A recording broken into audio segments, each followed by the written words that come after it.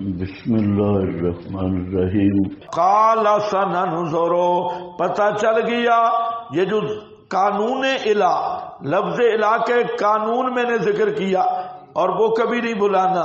آگے پھر آ رہا ہے قانون الہ کا کیا ہے، جہاں پر بھی اللہ کی الوہیت کا اس بات ہوگا اور غیر اللہ کی الوہیت کی نفی ہوگی، با آپ سیاق سباق قریب بعید کہیں دیکھ لیں، وہاں موضوع چل رہا ہوگا کہ اللہ تعالی کیا ہے، علم ما فوق الاسباب، تصرف ما فوق الاسباب، اللہ کے لیے اس بات اور اس دونوں میں سے دونوں کی مخلوق کے لیے نفی۔ میں نے آپ کو متعدد مقام دکھائے، سورہ ہود کا، سورہ القصص کا اور سورہ طٰہٰ کا اور مختلف، اور یہ سورہ النمل کا۔ تو اسی طرح آپ پورا قرآن پڑھ لیں تو مسئلہ الہ کا یہی بیان ہوگا، اور ما قبل دیکھیں، ما بعد دیکھیں، قریب دیکھیں، بعید دیکھیں، تو یہ ضرور ہوگا کہ اللہ کے لیے جہاں الوہیت کا اس بات ہوگا، تصرف ما فوق الاسباب، علم ما فوق الاسباب کا اس بات ہوگا، مخلوق سے نفی ہوگی، تو ان دونوں چیزوں کی کیا ہوگی، نفی۔ پورا قرآن اسی پہ مشتمل ہے۔ سجدہ بھی آ گئی ہے۔ قال سننظر، کہا حضرت سلیمان نے، سننظر، حدود نے تقریر زبردست کی، لیکن حضرت نے فرمایا کہ طالب علم کا اعتبار نہیں ہے۔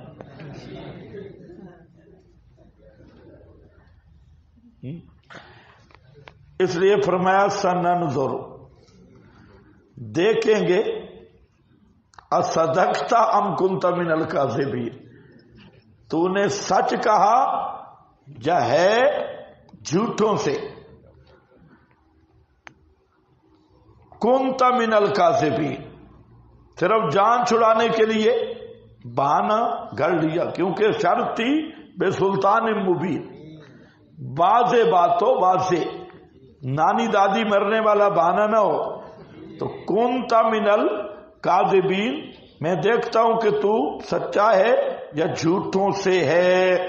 من النظر الذی هو التعمل والتصفح، میں اس کی تحقیق کروں گا۔ تو اس سے علماء نے مسئلہ لیا کہ خبر کی تحقیق کرنی ہے، تحقیق، اور پھر یہ خبر باعث تھی، اس پر بھی سننظر تفتیش اور تحقیق کی جا رہی ہے۔ اور کس انداز میں، اصدقت ام کنت من اذهب بکتابی ھذا، کیفیت امتحان پتہ چل جاتا ہے۔ حضرت نے خط لکھا، چونکہ حضرت سلیمان اور داؤد یہ بادشاہ تھے اور ان کی زندگی کا بڑا حصہ جہاد میں گزرا ہے، مجاہد بھی تھے۔ ہاں، یہ صوفی صاحب سو رہے ہیں تو ابھی زندہ ہے۔ اچھا، اذهب، لے جا میری خط، ھذا، یہ، پس ڈال تو اس خط کو طرف ان کے، ثم تولا، پھر پیچھے ہٹ جا ان سے، اور دیکھ وہ کیا جواب دیتے ہیں، کیا سوال و جواب کرتے ہیں، ماذا یرجعون، کیا سوال و جواب کرتے ہیں۔ اچھا، چند ایک مسائل آپ کے پاس لکھے ہیں۔ ایک ہے فقدہ، بس آگے کہتے ہیں حضرت سلیمان نے خط دیا اور حدود کو بھیج دیا، اس کو جانے دو، تم پیچھے آ جاؤ، حدود پہنچ جائے۔ فقد دل القرآن و سنہ، اور 4 نمبر حاشیہ ہے، ما یجب علی من تفقد احوال، یہ سیاسی احوال بیان کر رہا ہے کہ امام اور بادشاہ کو احوال رعیت پتہ کرتے رہنا چاہیے، فمباشرت ذالک بنفسہ والسفر الی ذالک فإن تعالی رحم اللہ حیث یقول حل افسد الدین الا الملوک واحبار سوء ورہبانها.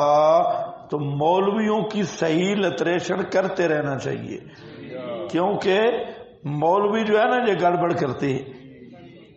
فقال مالی لا اری الہدہد ام کان من الغائبین. یہ بھی ہو گیا. اس کے بعد یہ اصل مسئلہ جو ہے وہ میں سمجھانا جو چاہتا تھا یہ آگے علم تو معلم اس پہ مسئلہ ہے. ایک یہ ہے کہ ھذا رد علی من قال ان الانبیاء تعلم الغیب. یہ ان لوگوں پہ رد ہے جو کہتے ہیں کہ انبیاء غیب جانتے ہیں. جی اور آگے وفی الآیت دلیل علی ان الصغیر یقول للکبیر والمتعلم للعالم اندی ما لیسا. میرے پاس وہ چیز ہے جو آپ کے پاس نہیں ہے. اذا تحقق ذالک جب اس کا تحقیق ہو اور تیقن ہو. یہ عمر بن خطاب ہیں، اتنے بڑے جلیل القدر صحابی ہیں، ان کے پاس استیزان والی حدیث نہیں تھی. اور جو رات بھی پڑھ رہے تھے تفسیر پچھلی رات، اور تیمم کا جو علم تھا وہ حضرت عمار کے پاس تھا اور حضرت عمر اور حضرت عبداللہ ابن مسعود کے پاس نہیں تھا. تو وہ کہتے تھے کہ جنبی تیمم نہیں کر سکتا، پہلے پتہ نہیں تھا. ان کے نزدیک تیمم صرف جو ہے نا وہ حد سے اصغر والا. تو مطلب کیا ہے؟ یہ عبارت میں نے کیوں لکھی ذرا میری طرف توجہ کرو. جہاں ایک مسئلہ تو میں نے بیان کر دیا کہ انبیاء غیب دان بھی نہیں، حاضر ناظر بھی نہیں، اور اگر ملکہ سبا کے عرض اعمال حضرت سلیمان کو پیش ہے نا ان کی بارگاہ میں پیش ہوتے تو پھر بھی تو پتہ چلتا نا. علم غیب کی بھی نفی، حاضر ناظر کی بھی، اور عرض اعمال کی بھی، تینوں کی. ایک اور مسئلہ جو ہے وہ سمجھنے کے قابل ہے کہ ہد کو ایک چیز کا پتہ ہے، حضرت سلیمان کو پتہ نہیں. جی حضرت سلیمان کی توہین ہے.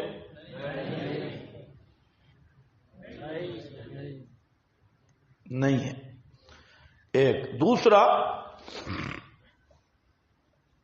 حضرت سلیمان کے سامنے کہہ رہا ہے کہ تجھے نہیں پتا مجھے پتا ہے. اگر یہ کوئی بے ادبی یا گستاخی ہوتی تو حضرت تو پہلے غصہ میں تھے. ہد نے بھی سیاست کی. اس نے یہ لفظ اس لیے کہا کہ حضرت خوشی سے چھوڑ دیں،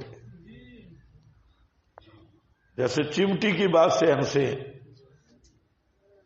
قرطبی کی عبارت دیکھ رہے نا، چمٹی کے لا یشعرون والے جملے پہ ہنسے ہیں.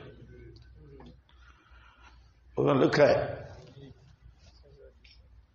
معلوم ہوتا ہے کہ پیغمبر کے سامنے بھی یہ بات کہنا کہ فلاں چیز کا آپ کو پتہ نہیں، یہ کوئی توہین نہیں ہے.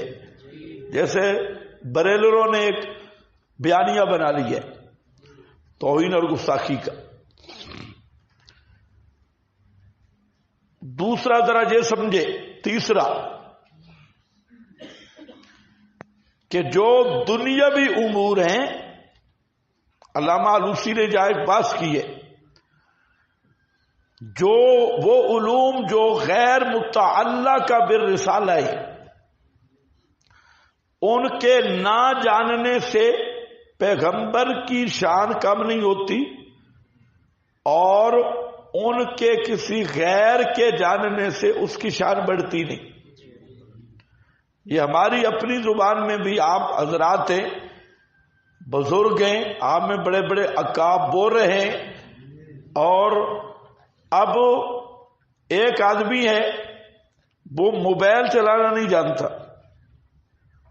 یہ جو موبائل ہے یہ چلانا نہیں جانتا، شیخ الحدیث ہے، اور ایک بچے کو موبائل چلانا آتا ہے. تو اب شیخ الحدیث کے لیے عیب بنے گا؟ آپ کے یہ کیسے شیخ الحدیث سے تو موبائل چلانا نہیں آتا، توہین ہو گئی۔ اسی طرح ایک بزرگ ولی اللہ ہے اور شیخ الحدیث ہے اور وہ سائیکل نہیں چلا سکتا، سائیکل کو پنچر نہیں لگا سکتا، سائیکل چلا نہیں سکتا، اور ایک عام چرسی بنگی ہے، وہ دونوں کام کر لیتا ہے، سائیکل چلا بھی لیتا ہے۔ تو اب کیا کہیں گے؟ چرسی بنگی کی شان بڑھ گئی ہے شیخ الحدیث سے۔ ذرا سوچو یہ بریلوی بیانیہ کتنا چبل بیانی ہے، یہ تو پی ٹی آئی سے بھی لیا گزرا بیانیہ، بیانیہ بن ہی نہیں سکتا، بے وقوف۔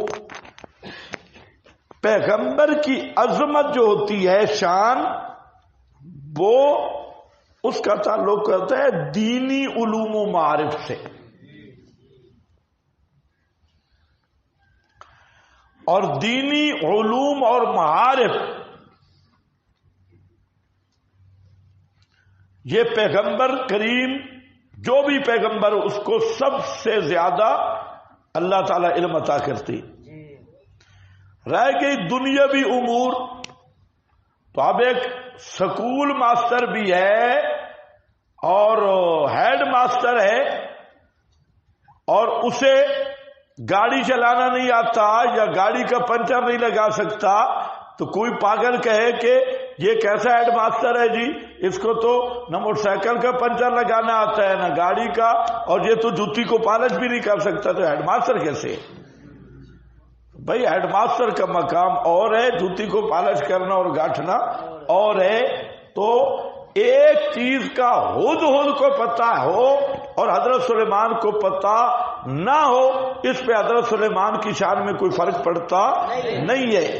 رافضیوں اور رضاخانیوں نے ایک عقیدہ گھڑا کہ امام وہ ہوتا ہے جو ہر وقت ہر چیز جانتا ہو، اس لیے پھر انہوں نے اعتراض کیا، اور جی حضرت عمر کو تیمم کا پتہ نہیں تھا تو وہ امیر المومنین کیسے بن گئے؟ ہم کہتے ہو گدی نسل، حضرت سلیمان کو صبا کا پتہ نہیں تھا تو حضرت سلیمان معصوم بھی ہے، امام بھی ہے۔ تو حضرت عمر تو ہم معصوم نہیں مانتے، وہ خلیفۃ المسلمین ہے، تو خلیفہ کے لیے تیمم کا مسئلہ جاننا یہ کہاں سے تم نے رکھا ہے کہ فلانی چیز کا پتہ نہیں تھا فلانی؟ تو یہی تو بنیادی اختلاف ہے۔ ہم کہتے ہیں علم غیب اللہ کا خاصہ ہے، جبکہ اہل تشیع خواص نبوت اور خواص الوہیت کو ملا کے ان کا نام رکھتے ہیں امام، کچھ اللہ کے خواص اور کچھ پیغمبر کے خواص، اور یہی ان کی شیطنت ہے۔ تو بہرحال میں عرض یہ کر رہا ہوں کہ دنیاوی امور، بلکہ علامہ آلوسی نے جان لکھا ہے کہ دنیاوی امور نہ جاننا یہ نبی کی شان ہے۔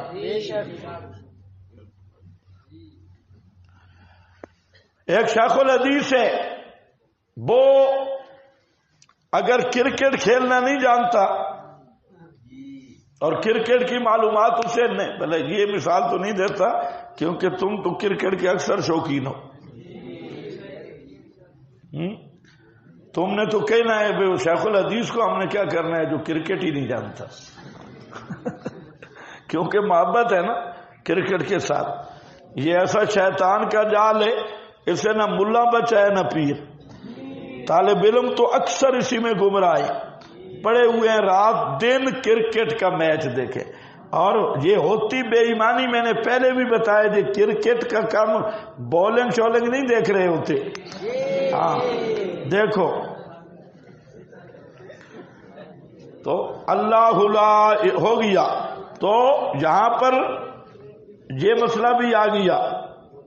آگے آ رہا ہے قال الامام اتفقوا علی ان المرأة لا تصلح ان تكون اماما بلا قاضیا، عورت نہ امام بن سکتی ہے نہ جج بن سکتی ہے، امام وزیر اعلیٰ عورت نہیں بن سکتی۔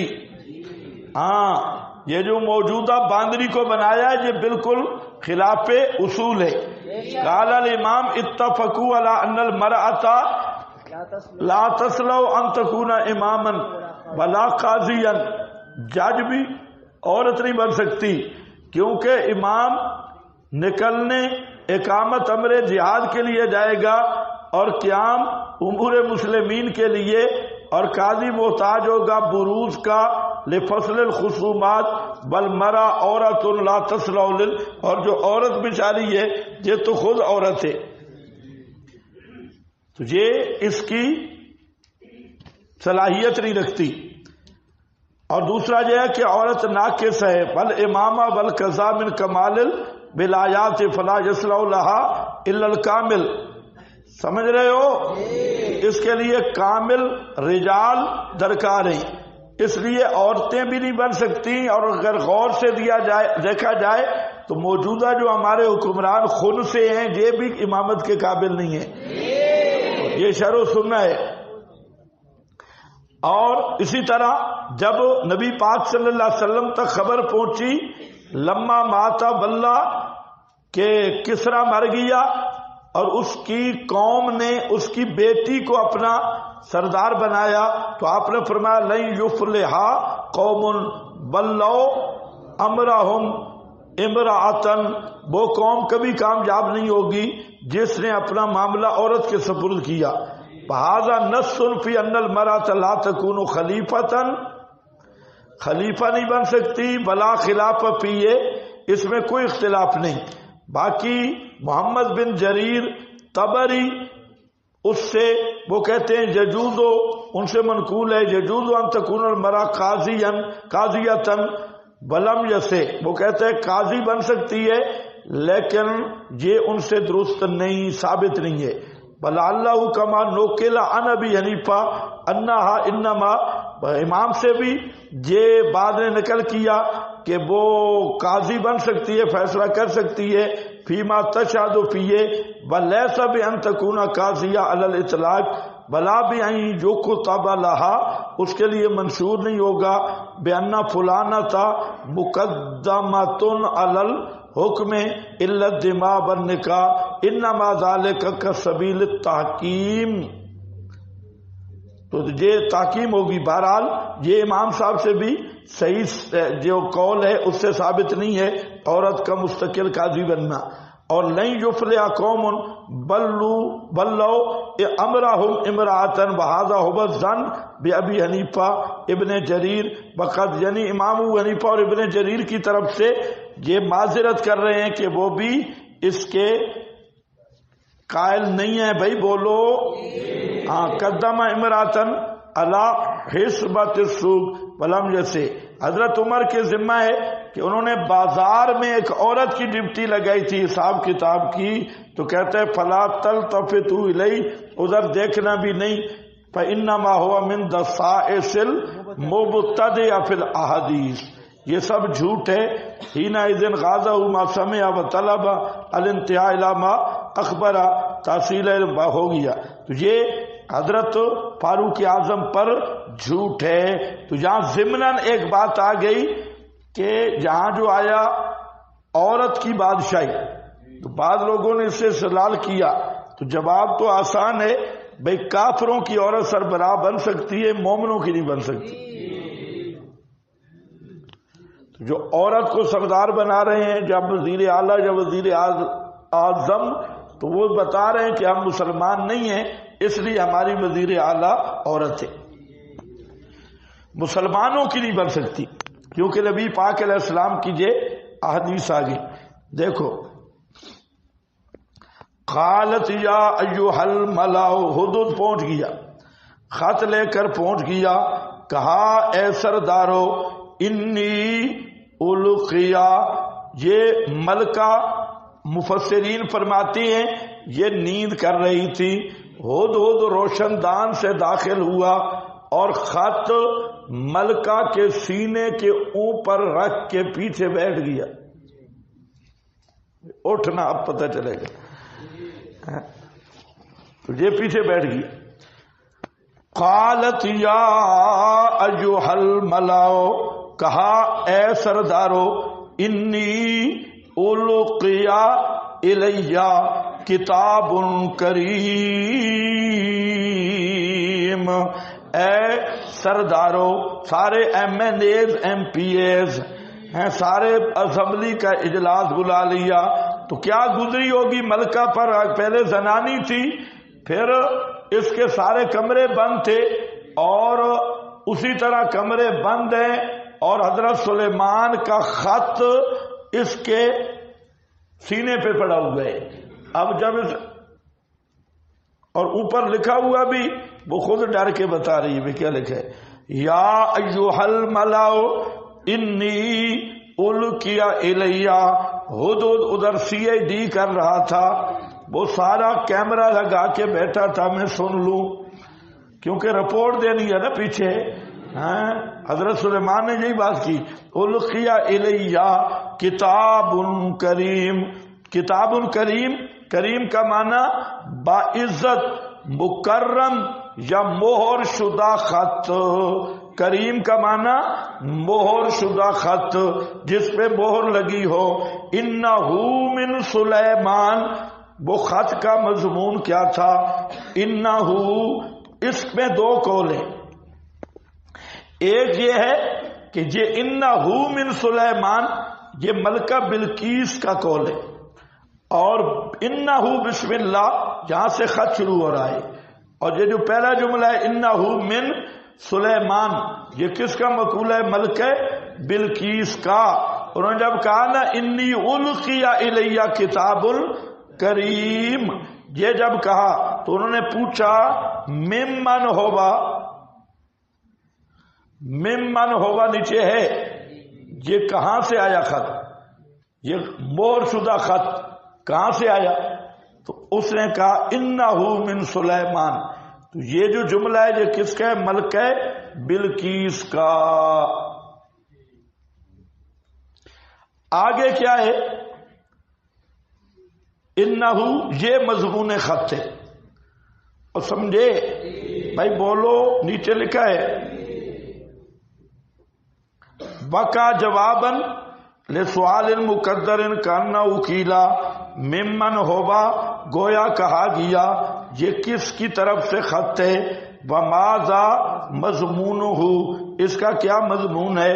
فقالت انہ من سلیمان، یہ قالت انہ سمجھو، ورنہ اس پہ ایک بات ہے کہ حضرت سلیمان نے پہلے اپنا نام لکھا اور بسم اللہ بعد میں لکھی، حالانکہ بسم اللہ پہلے ہوتی ہے اور اپنا نام بعد میں ہوتا ہے۔ اللہ کا نام پہلے یا سلیمان کا نام پہلے؟ پھر آگے توجیہ جی، اگر وہ گالیاں نکالے تو میرے نام کو پہلے نکال دے، یہ کون سی گالی؟ آگے کتنے کلومیٹر کا فاصلہ تھا اللہ کے نام کا؟ دو ہی تو لینے تھی، تو کتنا دور تھا کہ اگر گالیاں نکالی ہو تو مجھے نکالے، اور کسی تو ساتھ اللہ کا نام بھی تھا، تو یہ گپیں ہوتی ہے۔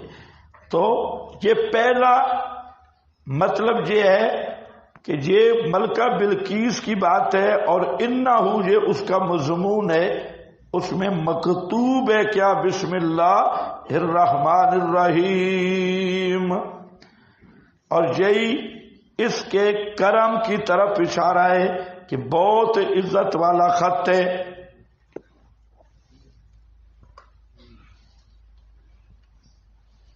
لکھا ہے نیچے، اور اس سے پتہ چلتا ہے کہ ضمیر انہ کی جو پہلی ہے وہ کتاب کی طرف ہے، اور ضمیر جو انہ کی دوسری ہے وہ مضمون کی طرف ہے۔ اندر ملا لو، بے شک وہ کتاب اور بے شک وہ مضمون، تو خط کہاں سے شروع ہوتا ہے؟ بسم اللہ الرحمن الرحیم۔ یہ پچھلے یہ خط نہیں ہے، یہ ملکہ بلقیس کی گپ ہے، خط آگے شروع ہو رہا ہے، یہ پہلی توجیہ ہے۔ دوسرا یہ کہ انہ من سلیمان، یہ خط کا مضمون ہی ہو تو مسئلہ کوئی نہیں، اصل خط یہاں سے شروع ہو رہا ہے بسم اللہ سے، اور انہ من سلیمان خط لکھنے والے کا تعارف ہے۔ آپ بھی جب خط لکھتے ہیں تو از طرف فلاں، من جانب فلاں، تو یہ خط کے بعد جو لکھا ہوا تھا تعارف کے یہ خط ہے کس کی طرف سے؟ سلیمان، تو من جانب فلاں، اور آگے کیا ہے؟ بسم اللہ الرحمن الرحیم. تو حضرت سلیمان نے خط کی ابتدا بسم اللہ سے کی ہے، اور جو من سلیمان لکھا تو یہ خط لکھنے والے کے تعارف کے طور پہ لکھا کہ یہ خط ہے کس طرف سے، اور من سلیمان کو کافی سمجھا اس لیے کہ حضرت سلیمان کو تو پورا جہان جانتا تھا، بادشاہ کو دھومیں پڑی ہوئی تھی، ملکہ سبا کا چھوٹا سا علاقہ تھا، اس کا اتنا زیادہ شہرت نہیں تھی. حضرت سلیمان کا تو سارا دور واقف تھا، کیونکہ حضرت سلیمان اس وقت بہت اللہ کے نبی بھی تھے، مجاہد، جہادی مہم بھی تھی، اور پھر ہوا تابع تھی، پرندے اور جنات. اور آج کل یہ جو عامل ہوتے ہیں اگر 2-4 وظیفے پڑھ کے کسی جن کے ساتھ دوستی لگا لے تو پورے علاقے والے اس کے پاس آتے ہیں جن نکلوانے کے لیے، اور مشہور ہوتا ہے کہ نہیں؟ مشہور ہو. تو حضرت سلیمان تو جنوں کے بادشاہ تھے، تو سارے لوگ حضرت سلیمان کو جانتے تھے. ہاں بھائی، اس لیے اتنا تعارف کافی ہے. انی القی الی کتاب کریم انہ من سلیمان، یہ بیان خط ہے، یہ حضرت سلیمان کی طرف سے ہے. وَإِنَّهُ مضمون خط، اور شان یہ ہے بسم اللہ الرحمن الرحیم. اگر آپ چلے جائیں سورہ فاتحہ کے شروع میں بسم اللہ کا معنی حاضر ہو، ذہن میں حاضر ہو، تو پوری دعوت حضرت سلیمان کی آ گئی. یہ دعوت توحید ہے. بسم اللہ کا معنی کیا کیا تھا؟ اللہ ہی کے نام سے. کیا؟ اللہ ہی کے نام سے، اللہ ہی کو اپنی حاجتوں اور مشکلات میں پکارنا. بسم اللہ الرحمن الرحیم. اللہ تعالی، مت میرے مقابلہ میں آؤ،